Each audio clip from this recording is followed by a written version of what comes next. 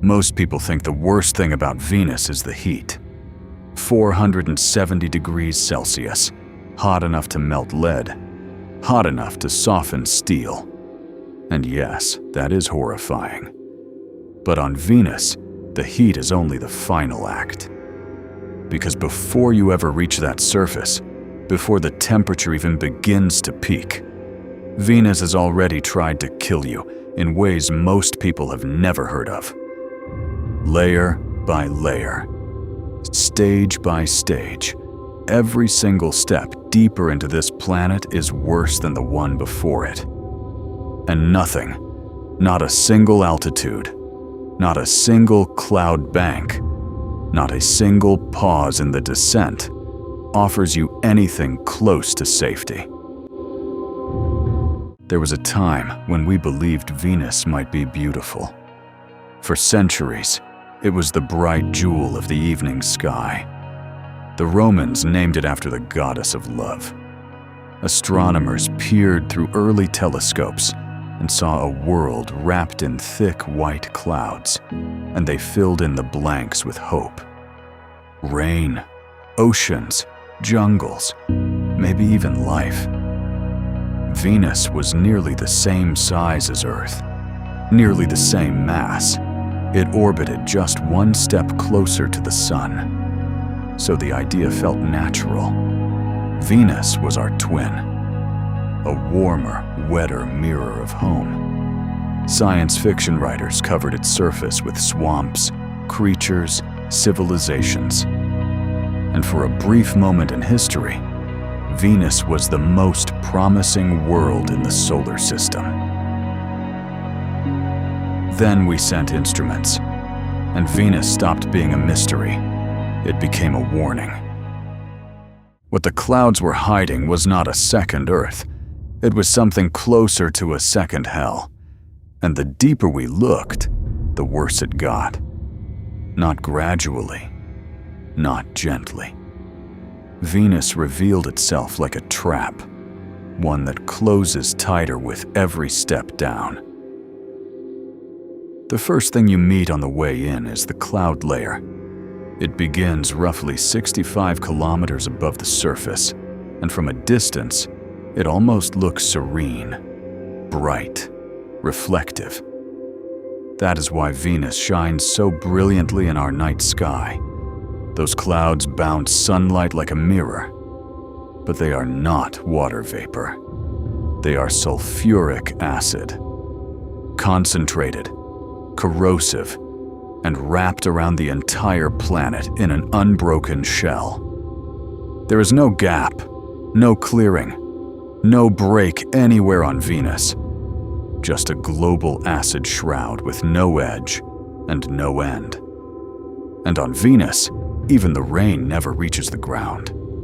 Sulfuric acid droplets fall from the cloud base, then evaporate in the rising heat long before they touch anything solid. The rain dies in midair. Even precipitation here is a false promise. Above the clouds, the upper atmosphere screams. Winds tear across the cloud tops at nearly 400 kilometers per hour, circling the entire planet in just 4 Earth days, even though Venus itself takes 243 days to complete a single rotation. The atmosphere moves 60 times faster than the ground beneath it. Scientists call it super-rotation, and after decades of study, no one fully understands why. The sky of Venus does not follow the planet. It races ahead of it like something unhinged. Now, there is a narrow band in the upper atmosphere, around 50 to 60 kilometers up, where the temperature and pressure almost resemble Earth. Some scientists have even called it the most Earth-like environment in the solar system outside of Earth itself. But do not mistake that for safety. You are still floating inside sulfuric acid clouds, battered by hurricane-force winds, with no surface beneath you and no way to stay. It is not a refuge. It is a pause before the fall. And then you begin to drop. Below the cloud deck, things do not settle. They collapse inward. The carbon dioxide atmosphere, 96% of everything around you, thickens with every kilometer. Not like fog, not like humidity. The gas begins to behave less like air and more like a fluid. The temperature climbs, the light fades. The sky above you disappears behind curtains of orange and brown haze.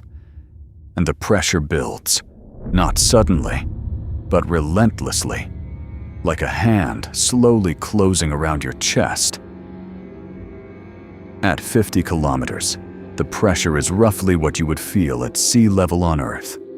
That is the last familiar sensation Venus will ever give you.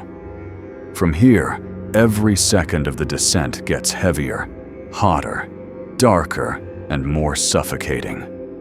By 40 kilometers, the pressure has doubled. By 30, it has tripled. You are no longer falling through atmosphere.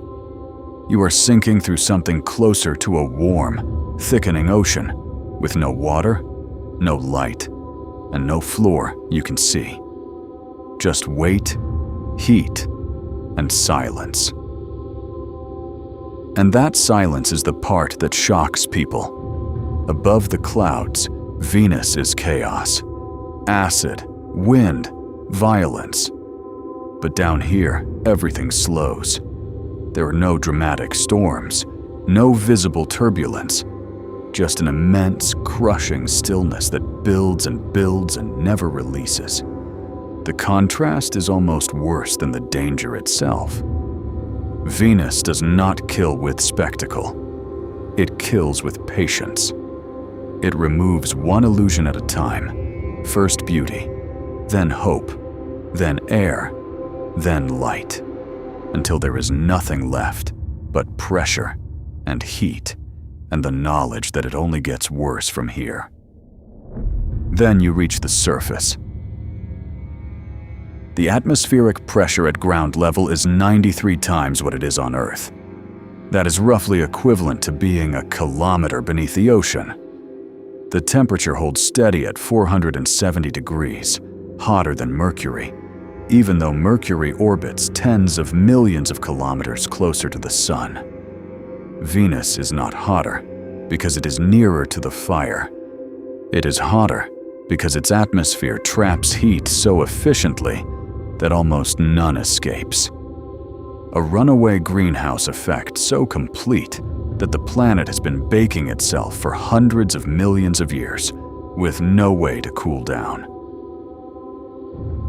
The surface is dim. A thick brownish haze smothers what little sunlight reaches the ground into a faint, sickly glow. Visibility stretches a few kilometers at most. The rocks are basalt, dark, dry, and baked under a sky that has not cleared in longer than human civilization has existed. There is almost no wind. The air is too heavy to move. Everything is still. Everything is hot. And nothing is alive. We know what this surface looks like because humans once sent machines there, and what happened to them tells you everything you need to know.